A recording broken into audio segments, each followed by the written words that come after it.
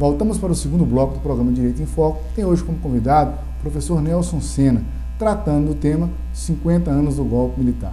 Professor Nelson Sena, no primeiro bloco, o senhor contou um pouquinho da sua trajetória acadêmica, profissional, a gente falou um pouco da questão do golpe, ou se seria a revolução, né, em 64, e no finalzinho do primeiro bloco, a gente de alguma forma trabalhou a questão da justificativa, ou uma fundamentação, uma possível fundamentação daquilo que aconteceu, né, aquela tomada de poder na forma como ela aconteceu naquela época, em razão de uma marcha da família, né, em que as pessoas foram às ruas, né, tentando se desvencilhar ou de alguma forma afastar a figura do comunismo.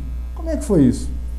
Bom, é um ponto interessante, Oscar, que deve-se ressaltar. A sociedade brasileira ficou bastante dividida. Havia, na época, uma propaganda muito eficaz contra esse comunismo, né?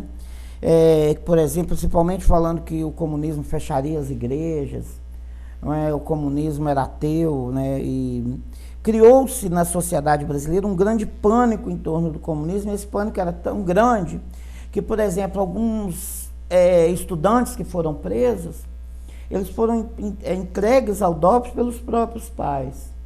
Os pais, por exemplo, tinham um grande medo que os filhos se envolvessem com o tão famigerado comunismo. Então, é verdade que a sociedade brasileira também ela estava muito rompida, muito dividida. Havia também um medo muito grande. Essa época, um regime de exceção, a ordem legal ela foi suspensa, as prisões eram extremamente arbitrárias, a tortura era uma prática comum de norte a sul, como, aliás, esses dias quem viu pela televisão, um coronel acabou reconhecendo e misteriosamente, daí uns dias ele é assassinado, né? Mostrando que isso ainda é uma ferida aberta na sociedade brasileira. É o fato de nós não termos levado às últimas consequências do nosso processo de radicalização democrática, ou seja, não houve punição para os torturadores, né, para aqueles que mataram centenas de pessoas, e tudo isso usando como argumento o termo de que se eles não fizessem isso, o Brasil viraria comunista. E foi bom lembrar, né, essa questão das pessoas, né, do Brasil não ter podido, de alguma forma, verificar, né, quem seriam os responsáveis por verdadeiras atrocidades. Nós tivemos um evento, né, no ano passado, né, o Direito à Memória é Verdade, em razão desse próprio movimento, né, em razão da verdade, em que as pessoas, né, um grupo de pessoas estão investigando e volta e meia alguma coisa vem à tona a respeito, né, desse momento. São as marcas, né, de uma tentativa de uma eliminação de um ideal, né? A gente não pode, talvez, colocar a ideia do capitalismo como o comunismo como ideais, mas são formas de se ver, né, como o mercado, a economia, como o Estado deve se estabelecer, né? E diante dessa propositura desses temas, surge aquela ideia de direita e esquerda, né, meio que justificando ou fundamentando a ideia de um comunismo, a ideia de um capitalismo, um aspecto mais social, um aspecto mais liberal. Existe ainda, em termos políticos, essa divisão direita e esquerda? Olha, eu creio que em termos políticos, não. Em termos da política partidária, né? É interessante você observar que, por exemplo, nós saímos de um governo de extrema-direita, que foi a ditadura militar, passamos por um de direita, que foi o Collor, um de centro, que foi o Fernando Henrique, e, teoricamente, um de esquerda, que foi o Lula e a Dilma. Nesse espectro político partidário, você vê diferenças entre a política, por exemplo, Lula e Dilma, do Fernando Henrique, mas você não vê políticas substanciais de diferença quando a gente trata de macroeconomia.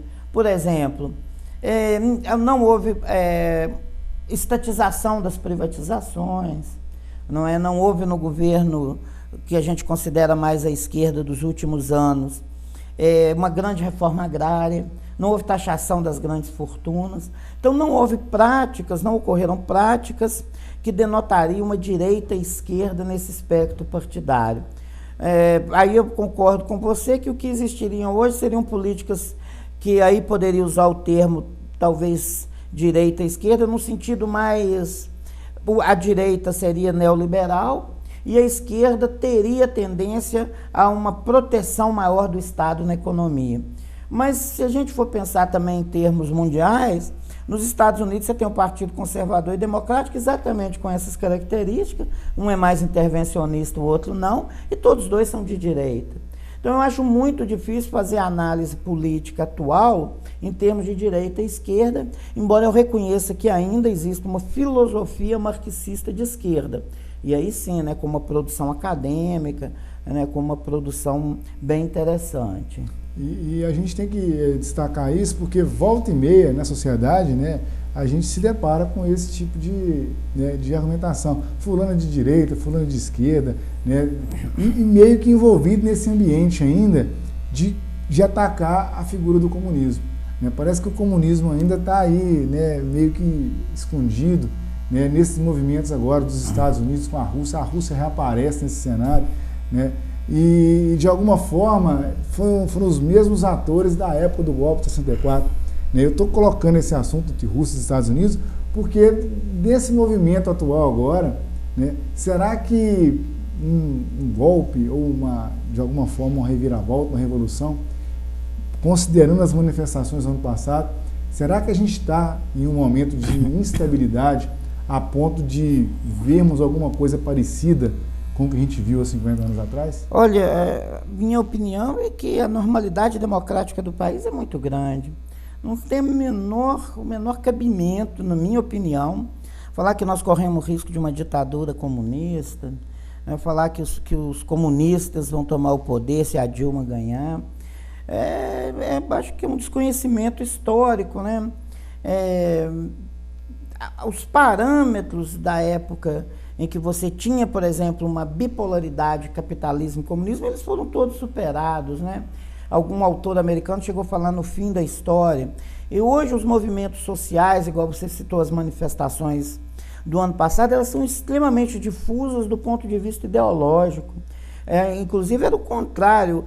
No primeiro momento, quando o PCB e o PCdoB, que historicamente estavam ligados a lutas populares, tentaram entrar no movimento com bandeiras, eles foram expulsos, mostrando uma despolitização nesse sentido de direita e esquerda. Né? Eu diria que é uma ideia, né, fantasiosa, e eu acho que é uma ideia da direita, aí no sentido de direita mesmo, de políticas de gente, de ideias neoliberais, de pessoas que têm uma visão que o Estado de direito ele deve ser exercido não naquela forma de democracia, de tratar os diferentes como diferentes e os iguais, como está sendo feito já há alguns anos no Brasil, e que acha que é possível, então, você instaurar uma política de acirramento de questões sociais. E eu acho que essa é uma visão equivocada. É só lembrar que nós tivemos um impeachment e o país continuou na normalidade. Nós tivemos presidentes investigados por CPIs e o país continuou na normalidade. Nós tivemos um grande julgamento envolvendo corrupção no primeiro escalão do governo, que foi o mensalão, e o país continuou na sua normalidade democrática. Evidentemente, eu não estou dizendo que nós vivemos num paraíso, nós temos questões sociais graves, nós temos problemas sérios a resolver. Mas, de longe, eu acho que é uma visão um pouco conservadora ao excesso, ver nas políticas sociais do governo atual uma possível retomada do comunismo. E foi bom esse contexto, né, que o senhor apresentou, justamente para a gente poder aqui justificar a importância do direito e a importância de um curso de direito e a importância dos conteúdos que estão inseridos ali, que não são somente conteúdos técnicos. Porque as matérias propedêuticas, matérias fundamentais como filosofia, sociologia, antropologia, ciência política, elas são uma referência no início do curso. E tudo isso que a gente acabou falando nesse pequeno momento aqui agora, reflete, né, a necessidade de uma formação cada vez mais do cidadão. E o nosso aluno da nossa faculdade, ele está recebendo essa informação justamente para ter esse tipo de conhecimento, para ter esse tipo de noção.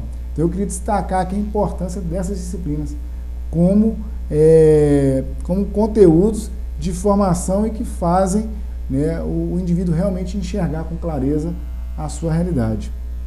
A gente está finalizando o segundo bloco, mas no terceiro eu queria, né, que o senhor, de alguma forma, como autor, como professor, historiador, ilustrasse com algumas obras, alguns filmes, algumas situações que possam ajudar o nosso telespectador a compreender melhor, né, esse momento. Mas antes a gente vai ter que fazer um breve intervalo. O programa Direito em Foco volta já.